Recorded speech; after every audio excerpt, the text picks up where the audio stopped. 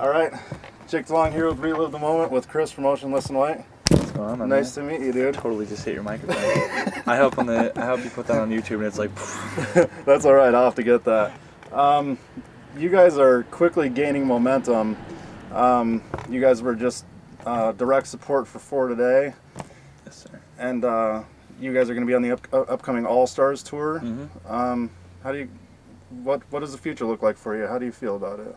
I mean, seemingly, like, since we put out our full length, like, everything has kind of been, like I said, picking up momentum, and really, like, this summer is like the big thing for us. Like, I think that's gonna carry us through, like, the wait for a new record, and then we're doing Europe, so like we're gonna expand into outside the U.S., which is a big deal for us because that's something that we want to do really bad. And then we have like another tour towards the end of the year that's gonna be pretty decent, I guess. And then new record time, like we're gonna start recording like earlier next year, and that's kind of gonna be like, I can't really say much about it now because I'm still like working on it, but definitely gonna be like a next level from where our Creatures was. Like we're gonna be doing a lot of different stuff that kind of like, I don't know, shows like the evolution of the band and stuff. But I guess that's really as much as I could say. Well, that's what I was meaning to ask you, is like when you guys are in the process of writing a new album, does it start on tour? Do you guys decide, okay, as soon as we're done touring, we're going to go to the studio, we're going to write all this? I mean, how does that work for you? It's kind of like,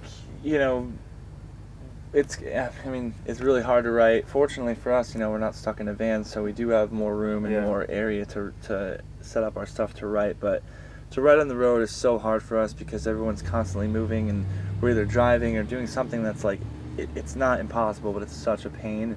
And I feel like that would just drain all the creativity out of me, like constantly being distracted. So for me personally, I just, if I have ideas, I'll kind of track them, or I'll write everything down, and then as soon as we have off time, I'll go home and just, bang it all out there. And Ricky, our now guitar player, he does a lot of like programming and stuff on his computer, so he's been doing a lot of stuff like that. Like he's kind of been writing a lot of things that I can't do. Like I don't really know how to program shit that well, so he's been doing a lot of that, getting stuff ready, and then once we go home, it's gonna be like full blast writing. Awesome, man. So when you're writing lyrics, then do you sort of let the music fall into place first, or do you kind of say, I got this idea for a song, let's kind of make it dark and melodic, or describe that for me. For Creatures, it was more just like, I knew what I wanted to write about, I knew what I wanted to do, but I kind of just felt like the songs would come out fitting like that anyway. Like I didn't write a song specifically to fit lyrics that I had. With our next record already, I know it's kind of going to be like a mix. Like I know that I have certain songs that I want to write about different things, and I want a specific sound for that song.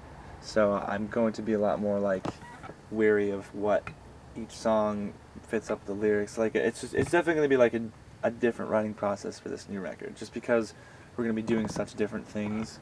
Like it's still going to sound like our band, but we're going to really try to step it up and not just be breakdown chorus kind of band. We're going to expand a little bit.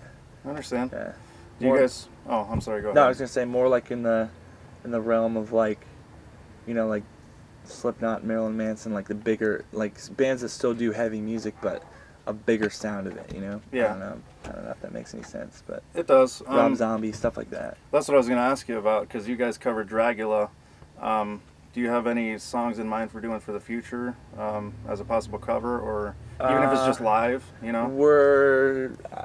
I feel like last time we put out the Rob Zombie cover, I believe Halloween last year or the year before, as like a Halloween thing, to our fans, and I want to do another one this year. I would really like to cover a Slipknot song, just because they're heavy and pissed and everything that we are, so we'd like to do that. But at the same time, I feel like it would be really complicated to make it our own because they're already that heavy. Yeah, I understand. So I'm not really sure what we're going to do, but I think a Slipknot song is definitely going to be like what we're going to shoot for. Cool. Yeah. Let's jump to your band as a whole for a minute here. You guys were just on the Ignite the World tour with For Today, and you're currently on another Christian tour, basically. Yeah. So you know, We don't say that word around here, buddy. I'm just kidding. No, I mean, you know, I belong to a lot of forums, and I see people saying, well, what the hell are these guys doing on this tour? They don't belong. You address it at the shows, but maybe just take a minute. Let's talk about your guys' message, because I know from looking at your profile, you're straight edge, aren't you? Mm-hmm. And, you know, just tell me why you guys belong on tours like this. I guess this tour is kind of like not anywhere near the kind of caliber where For Today was, as far as like the crowd coming where they're like a Christian hardcore, you know, like they're devout Christians, you know, like this tour is kind of just like, it is what it is. Yeah. So I'm not really going to refer to this one, but as far as the For Today tour goes, like for us to want to do that tour was, you know, we're not going to discriminate against touring of the band just because of their religious beliefs. That's not who we are. For me personally, like the best thing that I got out of it was I kind of realized, like, you know, how hypocritical I was being, because I tell people I don't judge, I don't look at people and judge them before I meet them or anything like that, but I was like, I went into that tour thinking like, oh my God, we're gonna get ripped apart. Like, these kids at these shows are just gonna hate us, and it's gonna be filled with closed-minded Christian people. They're gonna, like, you know, but to be honest, like, maybe it was just because of the things that I said on stage that kind of like made them realize that we aren't what they think we are.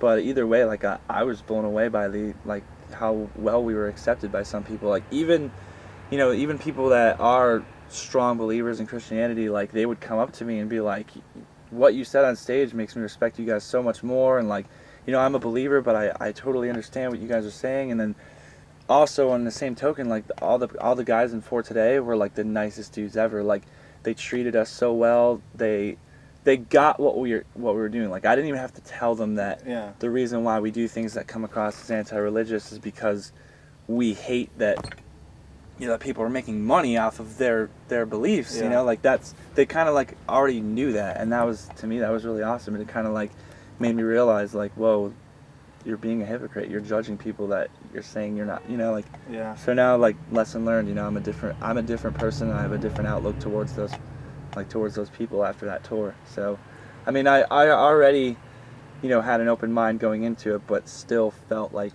it was going to be worse than it was, and it happened to be one of the best tours we've ever done. Yeah, so. I was going to say I felt like it was quite the opposite. Because, dude, it was, you know, shocking. When we saw you, it was like, you know, Dave walked out of there and he was saying Motionless and White stole the show. Those guys were amazing. Yeah.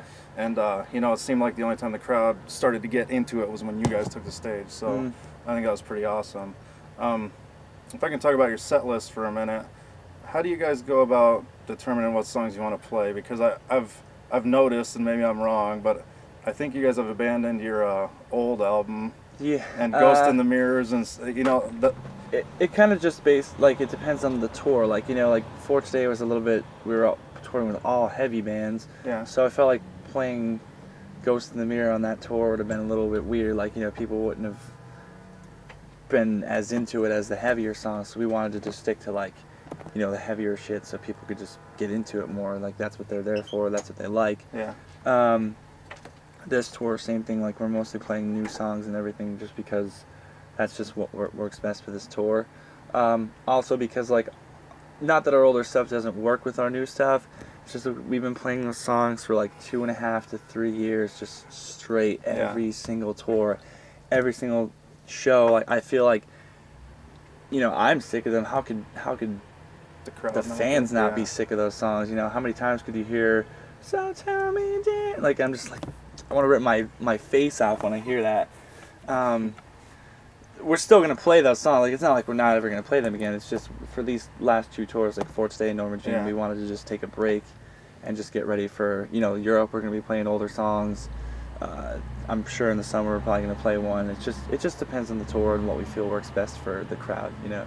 Our outlook isn't, you know, we're not playing to ourselves, so what the fuck should I care that I'm sick of hearing Ghost in the Mirror? It's not about us, it's about the fans. Yeah. But at the same time, they have also heard their songs so many times that we're just playing new songs for these 2 tours, and then we're going to go back to the putting old ones in. That's good, because you need to know not to do that stuff like playing Enter Sandman every night at Metallica, Yeah. you know what I mean? Those the fans that are dedicated hate hearing the same song over and over again. So Yeah. I think it's good what you guys are doing. You mentioned that this fall you guys are going to be on another tour. Are you able to give any information? September on and October is Europe with Bless the Fall and Pierce the Veil, Nice. and then I believe November and December, but I probably shouldn't say anything about it just because I'm not. That's okay. Not sure. Yeah, I understand.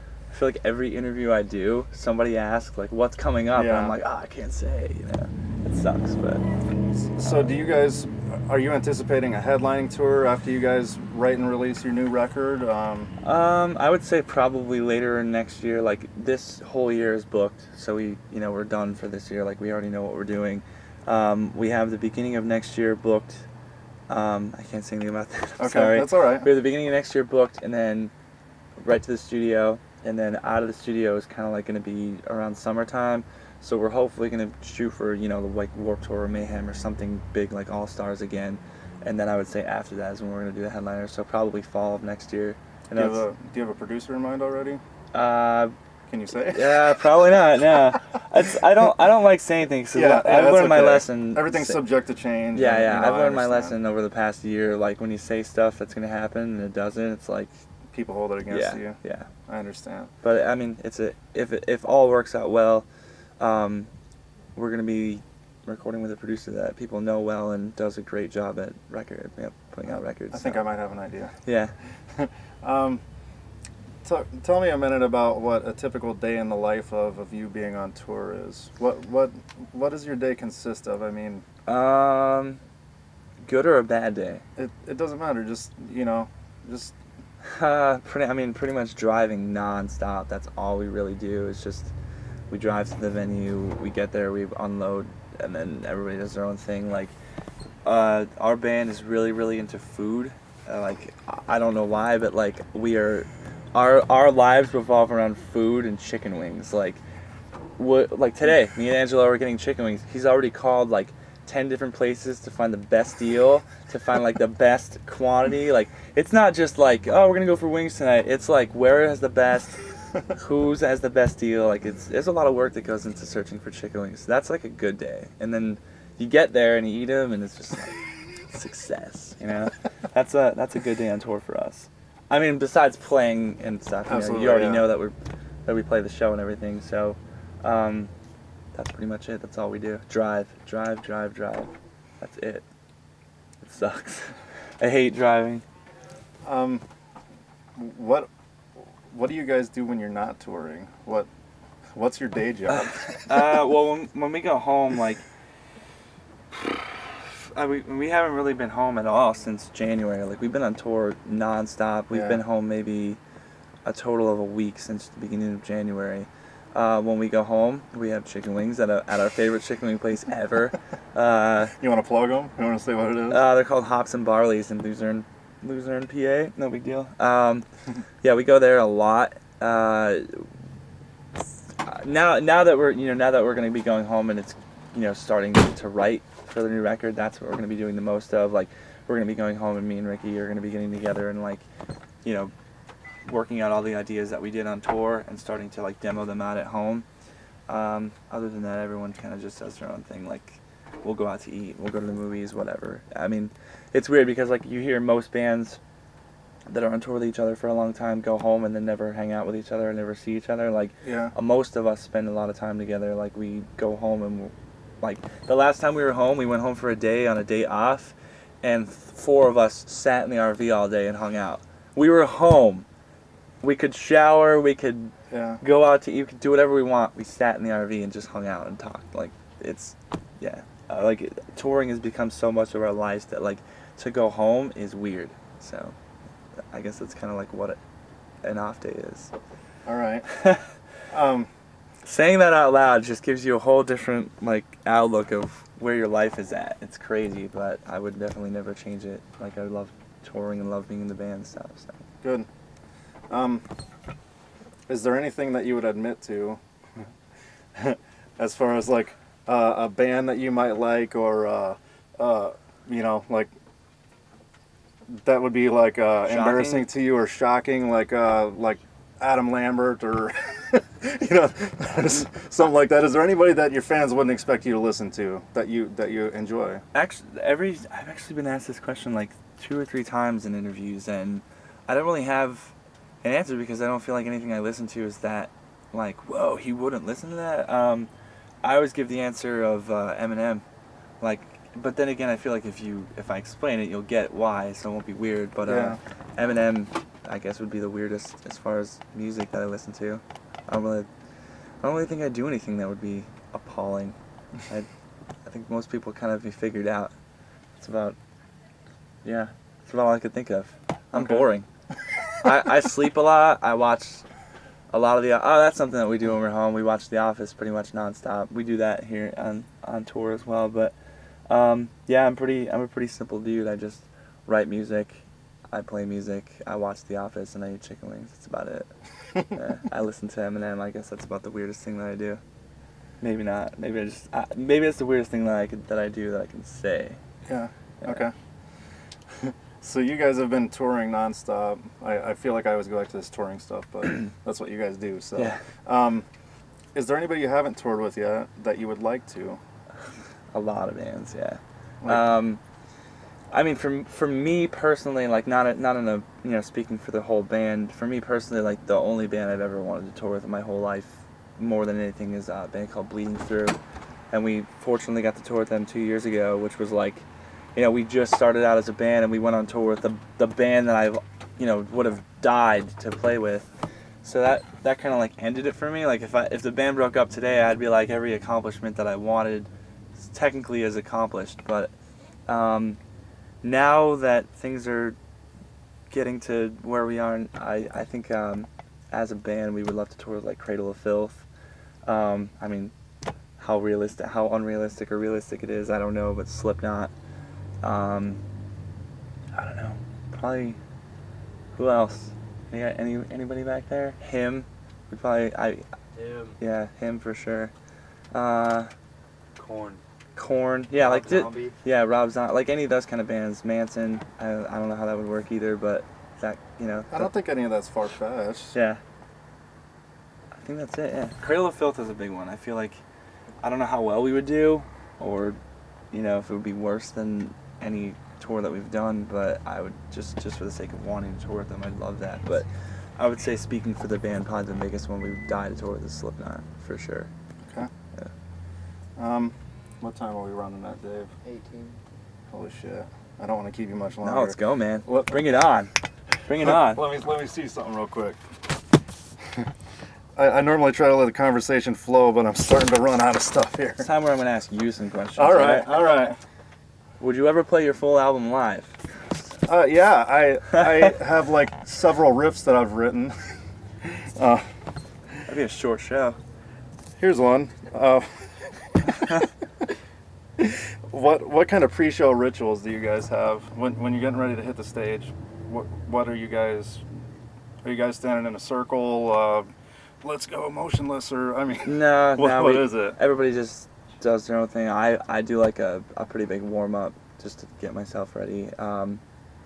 Boring question. Let's go. Move on. Okay, all right. I'm not impressed. Let's go. All right. Well, Pass. all right. What's the craziest thing that's happened while you've been on tour? Oh my God, that's such a great question. If you that can disclose this. Actually, no, I didn't start it yet. Some people asked this, and I've made it a point to. I wrote it in my phone in my notes. Make a list of crazy shit that's happened, so when people ask, I could take my laptop out and say it. Crazy shit that's happened. Last tour, the For Today tour, ironically, we were sleeping. It was like 7 o'clock in the morning. We were parked in this development, and some dude just fucking hammering on our door, like banging on our door. We used to have a sign on the door that said, Motionless and White and crew only, don't knock, and then on the bottom it said, thanks, Satan. Yeah. It's just fucking joking, like, just being funny. And this dude was livid. Like, he was, get the fuck out of my development, I'm the owner of this place. He was screaming at us, and we're just like waking up like zombies, and it was fucked. My mind was just like melting out of my ears for a couple hours. That's been crazy. What else? Anybody else think of anything?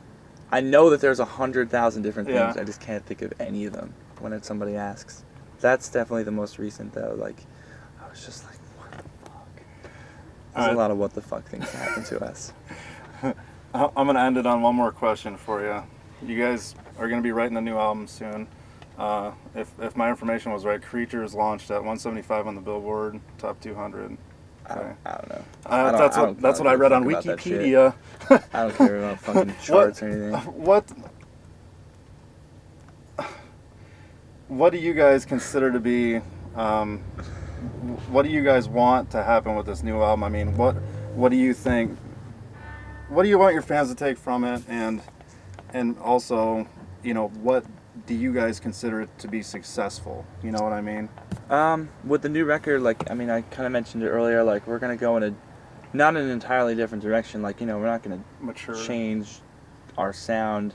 We're just going to go in a direction that's like I said, like, personally, like, to just come out and say it, like, I'm fucking sick of this whole scene. Like, we always go on these tours where it's just the same kids that go to shows just to specifically hurt people and cause fights, and I mean, they don't support the bands, they just go just to be the tough guys, and like, I'm fucking over that shit. Like, fuck you if you're listening. Like, we're never going to be accepted in that group, and I don't care. Like, I mean, I could care less where we're accepted as long as somebody out there is, like, getting our band and it's doing something for them. It's just, we're so over playing these shows and these tours where it's the same people that are so arrogant and so just fucking ignorant that they will not give us a chance because of our image or because of anything that they've heard on the internet or something like that. So what we want to do is we just want to, like, try to get out of that, not necessarily by changing our sound to sell out. It's just we're gonna go in a direction that fits our band. Like, it's kind of like, I don't even know something to compare it to. Like, if you're just working to stay at the same level, like if you work in an office and you're just working every day just to stay at that job and never hope for a promotion, like, I think that's kind of a waste of your life and a waste of your time. Like, we're hoping to progress and to reach more people that will like our band and that will get what our fans already get out of it. And the only outlet that I see for that is to give somebody more options than intro, chorus, breakdown. Oh shit, slow it down and let's give them another breakdown. Like, yeah. I'm over it. Like, fuck that. Like, we're still gonna have breakdowns. We're still gonna have metal riffs. We're still gonna have singing, but it's just gonna be presented in a package that's gonna be a lot more. I understand.